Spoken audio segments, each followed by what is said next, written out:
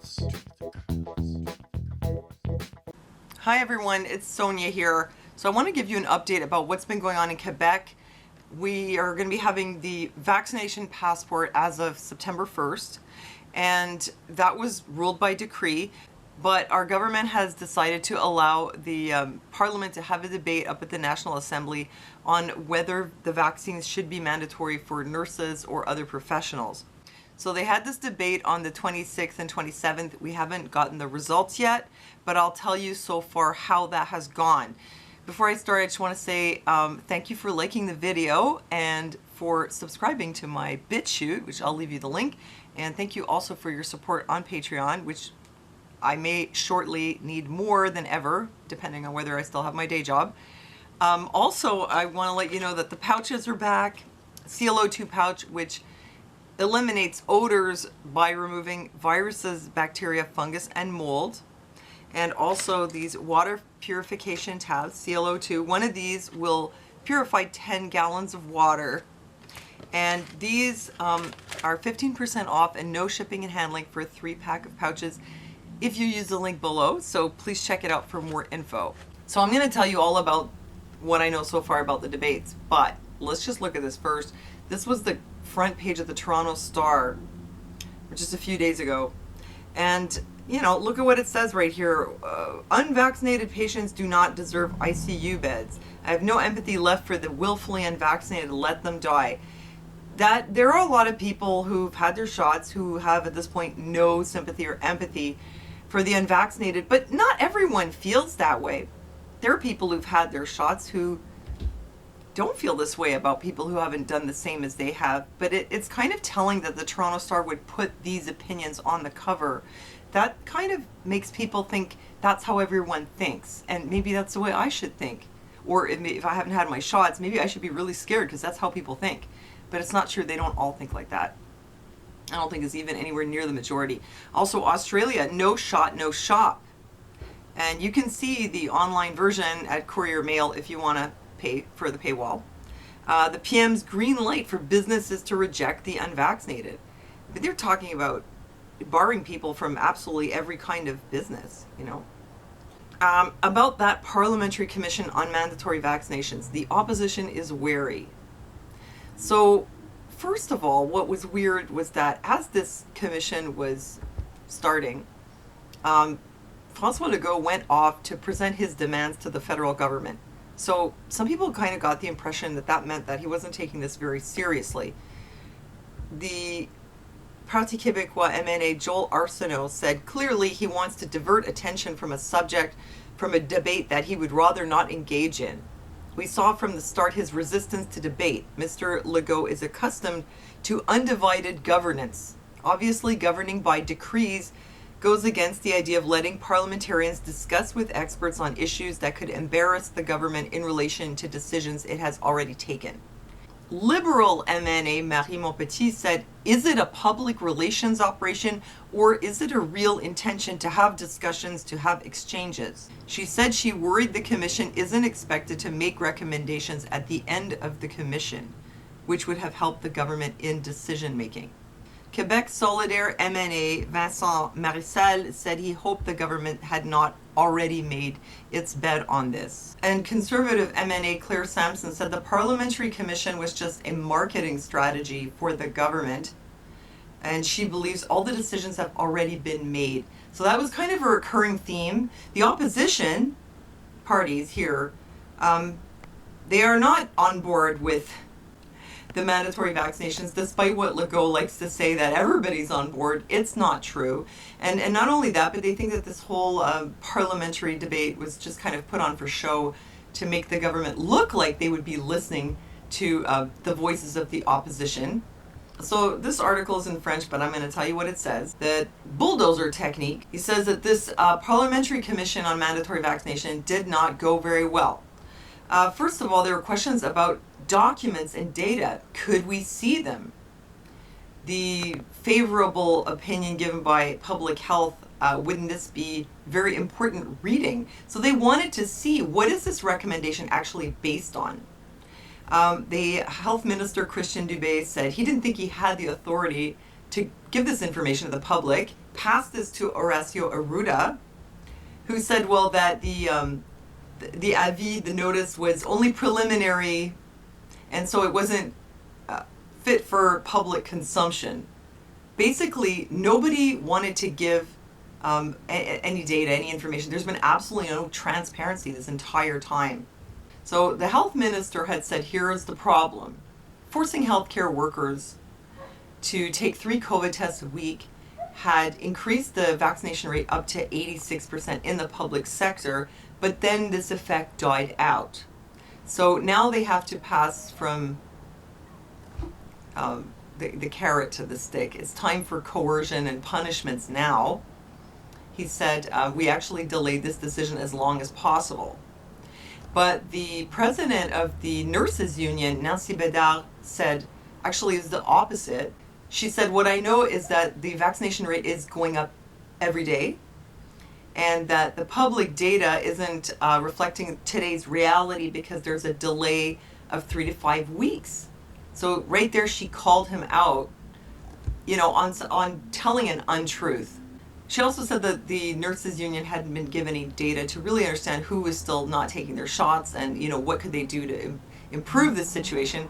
The health minister said, yes, some who are resistant would quit their work, which would cause ruptures in service. But these departures would be compensated by the return of staff who would be finally happy to come and work in a safe work environment where everyone was vaccinated. And she said that this was complete BS, and it wasn't because not enough people were vaccinated that they had left, but because of all these measures that the government had imposed on them, such as mandatory overtime and all this other kind of stuff. So, the nurses union is opposed to what the government's doing. They put out this entire document here, which, I could tell you what some of the highlights were. Basically that they were saying, you treated us with these very hardcore authoritarian measures in the first and second wave. I mean, these people were forced to go to work without even PPE. They were worked so hard, a lot of them just quit the profession altogether. A lot of them went on mental health leave. And they put so much into it. And after they did all that, and after they achieved exemplary rates of vaccination, now the government is passing to the stick and using more authoritarian measures on them to get them 100% vaccinated, including putting them on unpaid leave indefinitely if they don't get their shot. So it's more coercion, more authoritarianism, basically a lack of respect. So she's saying this is just going to serve to damage the relationship between the healthcare workers and the government. She also pointed out that if they force the vaccination of the healthcare workers, a lot of them could quit. I mean, the numbers are apparently 30,000 in the public sector and 20,000 in the private. And that why are they pushing for that remaining small percentage? Because actually it's 85% double vaccinated and 92, I think, who've had at least one shot. So we're talking about like 8% of healthcare workers. Don't forget, some of those people have already had COVID and recovered, and that might be one of the reasons they don't want to take the shot, among other reasons. But she's saying, why are you pushing to punish that little remnant of people who haven't done it when you haven't even done basic things like provided adequate ventilation in the seniors' residences? So she was calling him out on these things. Very clearly, the nurses union is against mandatory vaccination for healthcare workers. The Human Rights Commission also says that Quebec would have to justify mandatory vaccination, that the burden of proof belongs to the government to force people to get vaccinated. They must produce reasons and justifications, which they haven't actually done. As you saw before, they haven't really shown any data. They're just saying, you're going to do it because we say you are, because we rule by decree. And even though they had that discussion in the Parliament, a lot of people are thinking, it's just for show, like I said. Another union who's opposed to this is the Federation of Workers of Quebec, who were not even invited to the debate. They represent 600,000 members, including people in healthcare, education, and social services. those who are most concerned by this debate, and they were not invited. They're saying it's here a question of rights and liberties, the right to work, the right to your physical integrity, and the right to your privacy. I'm going to tell you what the government has responded so far. It was quite shocking. Refusal to be vaccinated, Dubé brandishes threat of a break in services. So to sum it up, what happened here was, as I said, the nurses unions had said a lot of people are probably going to walk out. And the government themselves, they know it could be as many as 50,000 healthcare workers. Imagine that.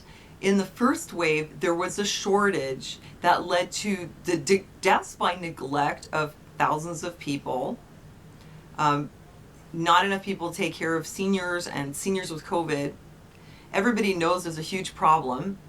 So after that, the government embarks on a campaign to hire 30,000 what we call PABs, orderlies, to rush train them over 3 months and send them out as, as extra support staff, which is so badly needed.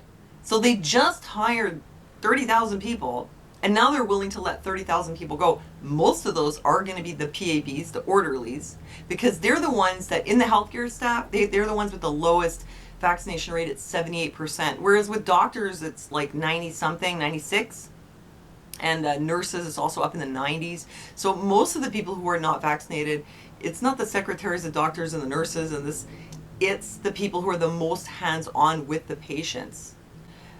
So everybody knows that that's likely to happen. And what is his response? He says, well, if we make it mandatory and you guys quit or you get all put on unpaid leave, we're just going to have to cancel surgeries.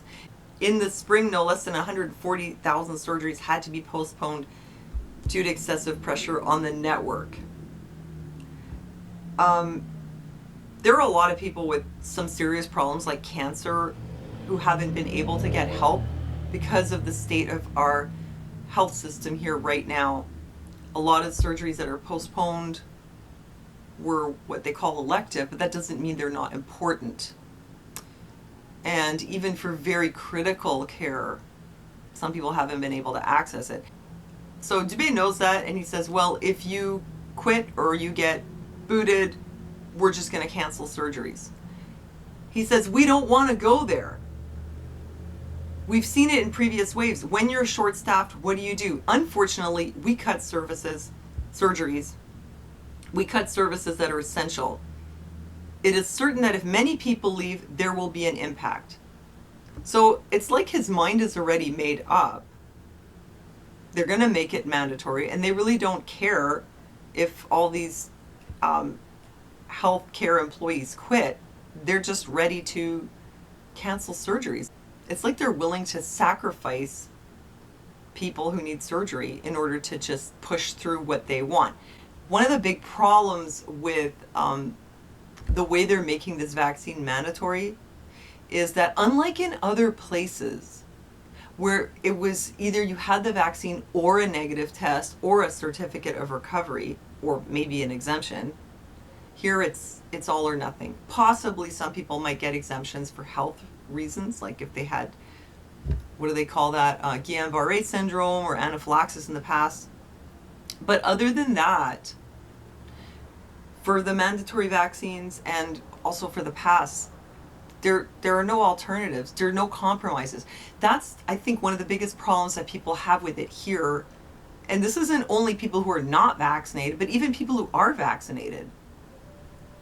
They have a problem with our government being that rigid and dictatorial, allowing for absolutely no flexibility. You do exactly this or you lose your job. You do exactly what we say or you can't, participate in many activities of daily living.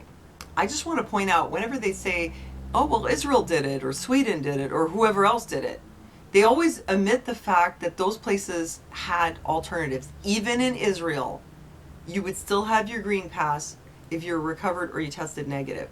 Even in France, which is extremely draconian, you can still travel on a plane or whatever if you test negative. There's some kind of accommodation. But here in Canada, especially in Quebec in any case, there's absolutely none. So that it's freaking people out. And it's looking like our government doesn't really care what we think, don't really care what the unions think, and they just want to push this agenda through. So there have been a lot of protests. I haven't been able to be at them to cover them, but there was recently one for the nurses, and there were thousands of people there. People are getting angrier and angrier. There were actually protesters encircling the entire National Assembly just a couple of days ago while they were having these discussions. Like, people are really being pushed to the brink, and now you'll hear talk on the news, oh hey, the protesters are getting really aggressive, oh they've been heckling Trudeau everywhere he goes, you know, they're getting so aggressive, it's like bordering on violence, well, verbal violence, but they're getting scary, and they're like, do you think these people would go further than that? So it's getting to that point where people are really on their last nerve. So that's what's happening here in Quebec. And we're going to find out very, very soon whether the government's going to listen to anything that the opposition or the unions have said. A lot of people are really hoping that they will, and at least leave a little room for flexibility for an alternative negative testing or a certificate of recovery or something. Because otherwise people are going to quit. And you know, everyone's going to pay for that. And then they're going to blame the people who refuse to get vaccinated, which I'll point out again includes a lot of nurses who've already had COVID. When really it's because of the way the government is handling this.